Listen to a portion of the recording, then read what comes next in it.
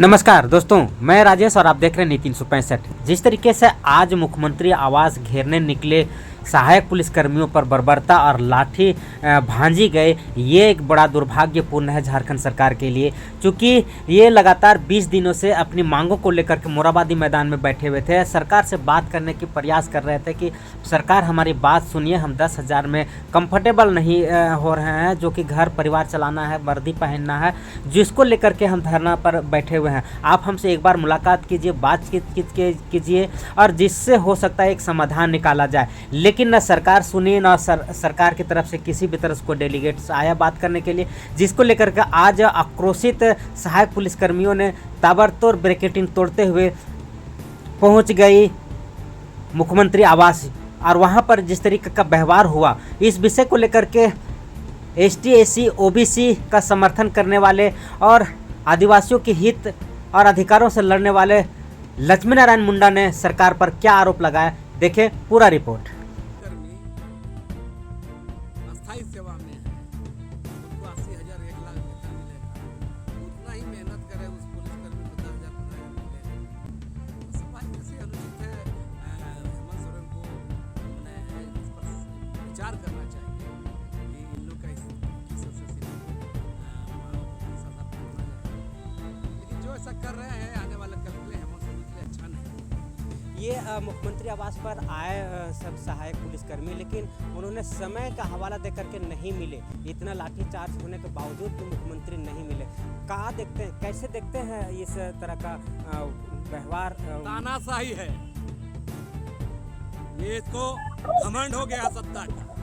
अनुदान में मिली जो राजनीति और पावर मिलता है ना, उसको घमंड हो जाता है। मोदी जी का कमाई के राजनीतिक कमाई से आज राज में सत्ता में काबिज है, इसको घमंड हो गया, अहंकार हो गया है। इसलिए ये अहंकारी लोग को जाना होता है। हेमंत सोरेन को होश में आना चाहिए। जितना दुनिया में अहंकारी तानाशाही लोग बर्बाद हो गए हैं, कोई पूछने वाला नहीं है। और ऐसे भी से बहुत उम्मीद भी हम लोग नहीं करते हैं। इसलिए नहीं करते हैं कि अनुदान में ना राजनीति मिला है, संघर्ष तो किया नहीं है। सोना के चम्मच में पैदा हुआ ये आदमी, इस आदमी को गरीबों का, मजदूरों का दर्द थोड़ा पूछता है। इसलिए हेमंत सोरेन को माने हम सोचते हैं कि ये बार बार कहते हैं, ये किसको बुझाता कुछ नहीं है। हेमंत सोरेन तानाशाही हो चुका है, मदोस है, सत्ता के नशे में चूर। ये लोग को भी वादा किए थे कि आपकी जो एक्सटेंशन बढ़ा दी जाएगी, या फिर हम आपका विचार करेंगे और परमानेंट कर देंगे, या फिर जो भी स्थिति बनेगी वो करेंगे। लेकिन 7 साल बीत गया, अभी तक नहीं कुछ कर पाया। लास्ट में आंदोलन रद्द हो गए सहायक पुलिसकर्मी। बोल रहे हैं ना, जब ये रघुवर दास की सरकार थी और विपक्ष में, तो उसमें तमाम आंदोलनकारियों के यहाँ जा के समर्थन देते थे। ये भुला गए ये आदमी। हम बोल रहे हैं ये आदमी भुला गया। हम बोले सत्ता पावर एक नशा है, और ये संघर्ष ये आदमी नहीं उपजा हुआ आदमी नहीं है। अनुदान में मिला है, इसको बुझाता नहीं है। इस पर कितना बात बोलेंगे, कितना बोलेंगे। ये आदमी इसको बुझाता ही नहीं है। इसको गरीबी का, बेरोजगारी का जो दर्द है, जो दंश है समाज में, उसको बुझाता नहीं है। हमेशा तो मैंने गुरुजी पावर में आए, गुरुजी आंदोलन किए, बनाए चीज में खेल रहे हैं। इसलिए कोई हेमंत सोरेन की बात समझ में नहीं है। तो यहाँ 10,000 का सैलरी का आप क्या सोचते हैं और आपकी क्या राय है? क्योंकि एक तरफ 80,000 सैलरी मिल रहा है और वही काम के लिए एक आदमी को 10,000 मिल रहा है।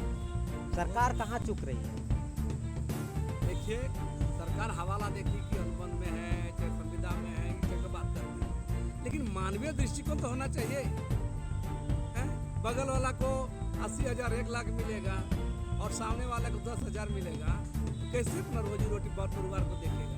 इतना समझदारी तो ना समझ मने मुख्यमंत्री हम आज तक देखे नहीं है। इसलिए तानाशाही है, घमंड है, सत्ता के नशे में मदहोश है। तो क्या अब विधानसभा चुनाव नज़दीक है और इस तरीके के बर्बर रवैया मुख्यमंत्री हेमंत सोरेन के लिए कहीं कोई दिक्कत तो नहीं हो सकती? देखिए फिलहाल 24 में संसदीय चुनाव हुआ, तो आदिवासी इलाका में आदिवासी समुदाय ने मोदी के खिलाफ वोट किया। इससे इन लोग ज़्यादा उत्साहित ना हो। राज्य का विधानसभा चुनाव है, जनता कितनी बदला लेगी ना, चाहे सहायक पुलिस का मामला हो, पारा टीचर मामला हो, स्टूडेंट का मामला हो, आदिवासियों के जमीन का लूट का मामला हो, सब मामला पर हिसाब इसके साथ होगा और इसके खिलाफ लोग जो आंदोलन देखे रहे हैं, चुनाव के समय इस पर असर। आप आदिवासी नेता हैं और आप अधिकतर आदिवासियों के हित और जल जंगल जमीन के लिए हमेशा आगे रहते हैं और उनका अधिकार के लिए लड़ते रहते हैं। लेकिन जिस तरीके के यहाँ ओबीसी, एसटी, एसी लोग हैं और 10,000 में काम कर रहे हैं, आप क्या सरकार को सुझाव देना चाहेंगे या फिर क्या लगता है ये उन लोग की मांग जायज़ है? देखिए, मांग जायज़ है। अस्थायीकरण के सवाल पर हमारा मतभेद हो सकता है, लेकिन सवाल है कि मानवीय दृष्टिकोण तो चाहिए, मानवीय मैंने एक सम्मानजनक मानवीय तो चाहिए। नहीं तो उन लोग बोल रहे सम्मानजनक अगर हमारी सैलरी हो जाएगी तो भी हम काम करने के लिए तैयार हैं। करना ही चाहिए। आज के 10,000 में कोई जिंदगी चलता है? सरकार नहीं सुन रही है, तानाशाह है, सत्ता नशे में है, मदहोश है। हम कह रहे हैं इसको सुधर जाना चाहिए और मानवीय दृष्टिकोण के तहत सहायक पुलिसकर्मियों की मांगों को, जो यथोचित मांग है, जो संभव एक सरकार का, उसके भूमिका में हेमंत सोरेन को आना चाहिए। अन्यथा आने वाले कल सरकार को भी हेमंत सरकार का जाना पड़ेगा।